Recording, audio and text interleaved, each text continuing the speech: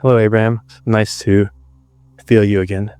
On the land cruise in Cancun, I think that the biggest thing I took away from our interaction was the feeling of sitting here and really truly feeling the sense of well-being in an amplified state. There's a lot more that happens in a room like this than words and hearing them. Most of what is happening vibrationally.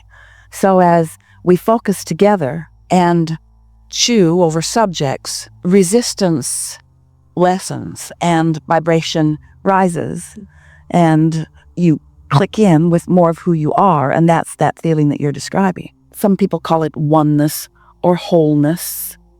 We call it clarity, connectivity, alignment. What do you want to talk about? So when I was in the hot seat in Cancun, you basically told me to get out of my head and to pick something. Those are the two things that I really remember, and I haven't gotten the recording yet, so I haven't heard the rest, but it's the feeling in those two things. And so I spent some time thinking about it. I've also spent some time really trying to tap into that feeling again. Well, that's where you started just now, and that's really the right track. In other words, it is the feeling, isn't it? Can you sense the difference between a feeling of abundance, a feeling of abundance? A feeling of abundance, that's what Esther provided for herself that day, because she was focusing upon specific things like the beautiful pool and house, which made her feel abundant. But it went beyond the word abundant. It went to a feeling of being blessed and cared for, which then translated into a feeling of worthiness. And it's that sense of well-being that is just the perfect vibration that causes the feeling, but it's the vibration that equals the point of attraction, where it's like you've taken all your guard down, and now the well-being of all manner that's raining down on you can be received by you, can be recognized by you, can be witnessed by you, step by step by step by step, not saved up in some vibrational reality and then you let a little in and a little in. It's just a constant streaming of clarity and fun and ideas and well-being and money and friends and flow. Yeah. And so it's interesting that you bring up the subject of abundance, because it's kind of the theme of what I wanted to talk to you about today. And it's not that rare. And there's part of me that's saying, why am I even asking this question? Because I've listened to you for so many hours and so often, and I have such a great deal of clarity in my head. But I'm in a situation I like the way this conversation is going, because you're pinpointing. You can feel where the resistance is on your trail. You can feel where the blockage is too strong of word, but you can feel what's tripping you up. And what's tripping you up is the difference between the thought and the feeling. And so we've been talking for a long time about how your emotion follows the thought. Emotion follows the thought. So you think a thought, and then you have an emotional response to that thought. But somewhere along the way, there was a smaller thought where you had more choices. We're going to give a hypothetical that isn't accurate. It isn't accurate to you, but for the sake of understanding this. So let's say that you, for whatever reason, stopped working. And so the money that's been coming in isn't coming in and hasn't for a while. And so you've depleted your savings and you've maxed out all your credit cards. And so now you're at the end of any leeway or latitude or any sense of freedom. And now things have become quite critical, because now bills are coming and people are calling and the pressure is really on, and you're feeling it in a strong way, and your feeling of freedom is all but gone, and your feeling of tension and worry is what you're feeling most of the time. So this is a momentum that's been going on for a while in this example. And so now we say, well, just think a happy thought, and you think, give me a break. There's no possible way that I can think a happy thought under these conditions. The momentum is such that the universe is not dishing up to me anything other than worrisome thoughts. So if I'm going to think about this, and I probably am, then they're going to be worrisome thoughts, to which I'm going to have an emotional response. That's why we call them worrisome thoughts. It's thoughts of worry, maybe even panic. Maybe I'm not even sleeping at night. So thought and emotion all running really close together. So then you come to someone who's wanting to teach you about getting hold of your vibration and getting hold of the way you're thinking and getting hold of the way you're feeling. And we say, oh, just get into the receptive mode. And you think, okay, I'd like to be in the receptive mode. But meanwhile, this is what I'm feeling about this. And everywhere I go, more conditions show themselves to me. Every day, all day, things come up that enhance this receptive mode down here. How do I break this cycle? How do I get into something that feels better? And we say, first of all, you've got to change the subject because this subject already has so much established momentum. And even though you went to bed and your momentum stopped, when you woke up, the bills are still there and somebody else may still be worrying with you and the conditions are all around you. And so it would be freakishly odd for someone to say to you, just don't think about it. And in some ways, you might say, that's how I got myself into this mess to begin with. I wasn't tending to what I needed to tend to. And so now I've got to face the music. How do I get myself out of this? How do I get out ahead of it feeling-wise? And we say, all right, you have to start at the beginning of this. First, you have to acknowledge that you are a vibrational being, do you?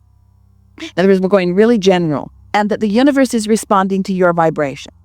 So you might say yes, and then you might say yes, but the universe is responding to my vibration, and I'm really worried about this, and so the universe is giving me more. How do I break that cycle? So we say, we've got to change the subject. And then you argue for your limitations more by saying, I can't change the subject because money is tied to almost everything. It's tied to what I eat, and it's tied to where I live, and it's tied to who I hang out with, really. It's tied to so many things. How do I not think about that? And we say, by thinking about something else. And you say, yes, but law of attraction is only dishing those things up. And we say, all right, you got to pay attention to what the universe is yielding to you through your path of least resistance. And this is what we really want you to hear. Remember, your inner being knows where you are financially. And your inner being knows where you are in terms of your vortex abundance. And your inner being knows how to bring you from one to the other. So your inner being knows what things are worrying you the most. Your inner being knows what your path of least resistance is. And you're not this good, any of you, at focusing doggedly on only one thing. Your greatest gift is that you are fickle. Your greatest gift is that there are so many things that you could think about and so many things that are asking for your attention. So it is for sure that today something is going to catch your attention that is off that subject. And your inner being is aware not only of what those subjects are, but of the timing of those subjects. So it's like your inner being is saying, it is not literally like this, but it is accurate for us to tell you this story in this way. It would be like your inner being and other inner beings, cooperative components, having a conversation about you. And the conversation would go something like this. He's looking for abundance and there's so much lined up for him, but he can't find it because he's all twirled up in that and that and that. So let's watch for an opportunity when he least suspects it. His cork is accidentally going to bob for a minute because he doesn't have the ability to stay focused on anything all day. So be aware that his cork is going to bob, and when it does, fill that gap with thoughts that match that. Now, if you have done only one small thing, which is to say, I'm going to watch for opportunities to feel good, and when you accidentally aren't doing that thing you do that's holding your cork under the water, and you are bobbing up here on the surface, you are going to feel the difference for just a moment if you have the acuity to run with that just a little bit. But most important, you don't have to run very far with it. Just notice that breath of fresh air. And maybe even an idea, because your inner being and all inner beings are really pouring the juice on. In other words, you're in a moment of less or no resistance. And so ideas are being presented to you, and you just might receive one of them. Even if you don't receive the idea, you're going to feel an amplified feeling of freedom, of feeling better. And your vibration is going to have changed a little bit, which means your point of attraction has shifted, which means the worrisome thoughts have to be less because your vibration has shifted, you see. So eventually, you can stay off the subject. There is so much abundance that you don't have to pay for. Tracy was with Esther on her birthday the other day with the kids. And They were astonishingly playful, all of them. It was a day that had been set aside to play, and everyone was feeling playful.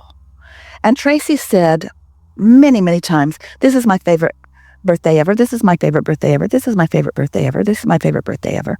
And Esther was thinking, this is her favorite birthday ever. This is her favorite birthday ever.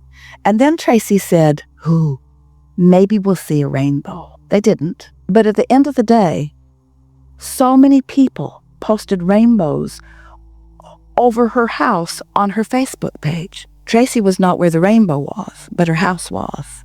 And it was a double rainbow, stayed over her house all afternoon. Rainbow, rainbow, rainbow, rainbow, rainbow, rainbow, rainbow.